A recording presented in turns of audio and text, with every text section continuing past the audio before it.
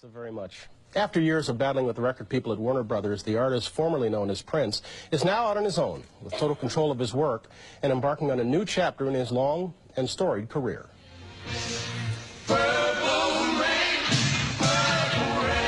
During his 20-year relationship with Warner Brothers, the man who gained fame as Prince sold more than 100 million records.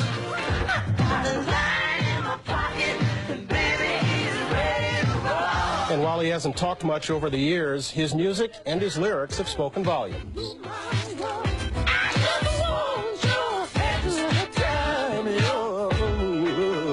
Kiss.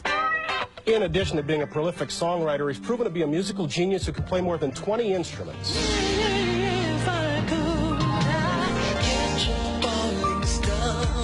And with the exception of horns and the tambourine, he plays all of them on an ambitious new 3-disc CD called Emancipation. And though he performed in this program in July of '94 and again this past summer, the artist formerly known as Prince hasn't sat for an interview until today. No more, that's the end. Good morning. Morning. Welcome. Thank you. How unnerving is this? I'm getting used to it. Are you? Yeah. You don't do these. I've been doing a lot of interviews recently for Emancipation. Yeah. Yeah. But always in print. Yeah, mostly, yeah. Yeah. You don't like the live camera? Does it make you uncomfortable? Not when I'm singing. Only when you're talking. Yeah, I don't like to talk much. Invariably, when I've told people we were talking, and you and I have had conversations on the phone a couple of times, I am asked, what do you call him? It doesn't bother me, but what would you say is the continuing point of having no pronounceable name? Well, my name is very spiritual to me. It has a great deal of spiritual meaning, and one day maybe I'll hear a sound that will best give me the feeling of what it's supposed to be. But for right now, I just go by the look of it. Does it bother you at all that it discomforts others, that it may make it difficult for them to interact with you? To some degree, you know, but there again, it's just one of the many rules that we as humans have to get used to, and I'm just trying to get unused to it, I guess. You grew up with, I was surprised to read, I didn't know this. You grew up with people calling you Skipper? Yeah. I take it you don't answer to that anymore. No, I figured that. All right. Let's talk about Emancipation. How would you describe Emancipation? What is it you set out to do with the 3 discs? Well, originally, before we even started working on the music, we had the blueprint of 3 CDs, 36 songs, 12 songs each, and every CD to the frame we wanted to be an hour. Now, that was the challenge I set for myself so that I could do something that I'd never done before, and also blow everybody away. Did you want each of them to say something different? No, that wasn't the plan at first, but I wanted them to be widespread and have a lot of diversity. And that's what I think is the coolest part of the whole package, is that there's something for everybody on there. There is something for everybody. The collection represents a broad range of talents and musical tastes. And yet you chose Betcha by Golly Wow, an old Stylistics tune, as the one to put as a single and as the first video off of it. Why? One thing, I had never done any covers before, and I thought it would be pretty interesting and something that would draw attention to the package. And also, it's a very beautiful song that I grew up with. Let's talk the business of the album. Oh, wonderful! I love that. The album, the album debuted at number 11 on the charts. Second week, it went to 38. Then it went to 58. It's still at 58. You disappointed? No, not at all. Come on, not even a little bit? No. It's a 2 to 3 year project.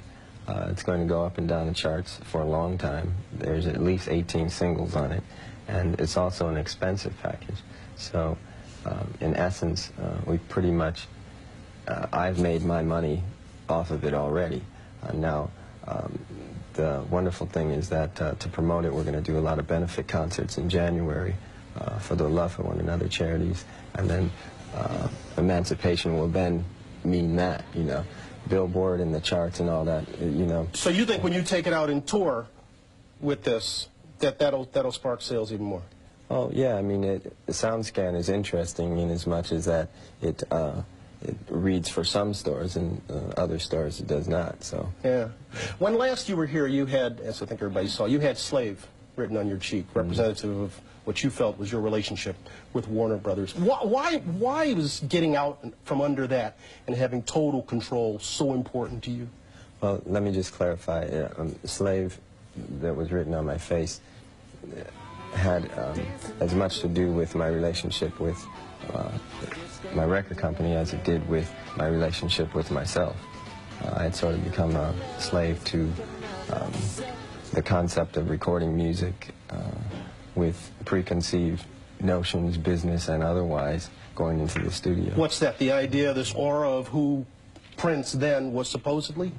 That, and also the simple fact that when you go into work, there are so many things you have to take into consideration when you're doing songs for an album. One thing that was very restricting, I found, is the simple fact that you have to record an album. You know, and there's a schedule involved in all of that. So now I record in complete freedom, and it's I think you can hear it in this album. It's quite joyous and uplifting. And you are incredibly prolific. I understand that sometimes even when you are writing, in the midst of writing, you stop because you've got something else in your head, another song that you want to do. Does it come that easily to you? Yeah, it's a curse and a blessing. My wife has me in studio rehab now. Maite?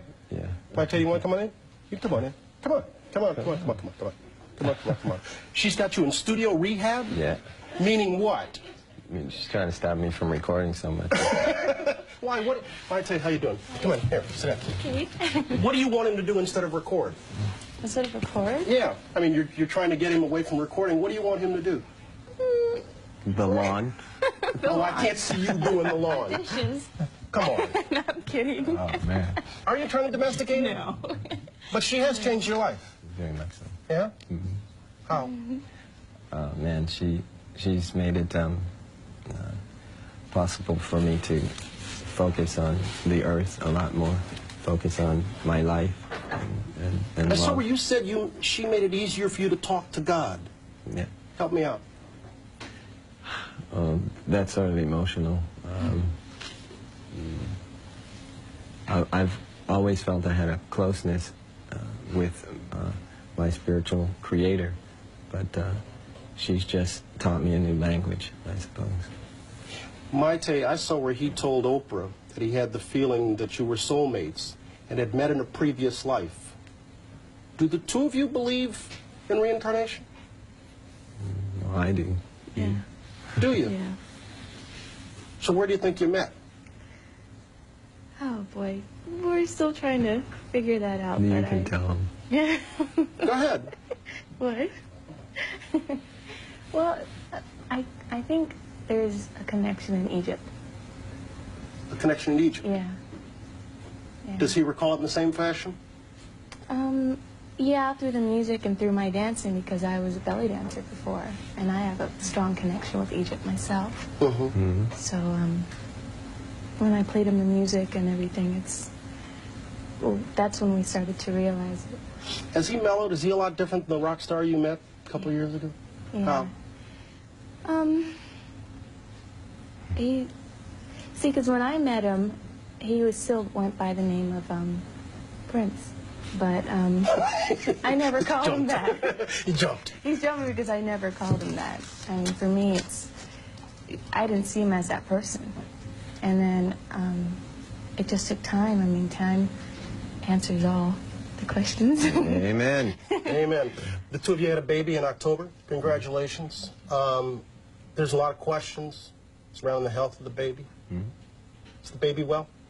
Well, let me just say this, that, you know, my obliqueness, so to say, when asked questions about that particular situation, you know, we both believe that thoughts and words can breed reality. And how we look at the situation is very important, and what we say about the situation is very important. All I can say is that I like to believe that we're both enlightened individuals that know that if you leave things in God's hands, you'll find out everything, and you'll find out the answer to the plan. So anything that happens, we accept, and That we just sounds, move on. that sounds like, and I'll leave it there, it sounds like there's been a problem, but you're of the belief that whatever has happened for the best. It's happened for a reason, yes. I'm gonna have to leave it there, but there's one question, just one question I want to ask. Okay, now I know you're semi-regular. I saw you at an NBA game. You like to do other things. He tells me you're Semi-regular. gonna go out and mow the lawn. I love your clothes. Your wardrobe is different. Do you own a blazer? No. Do you own a pair of pleated khakis? No. Would you ever wear my shoes? Let me see. Hell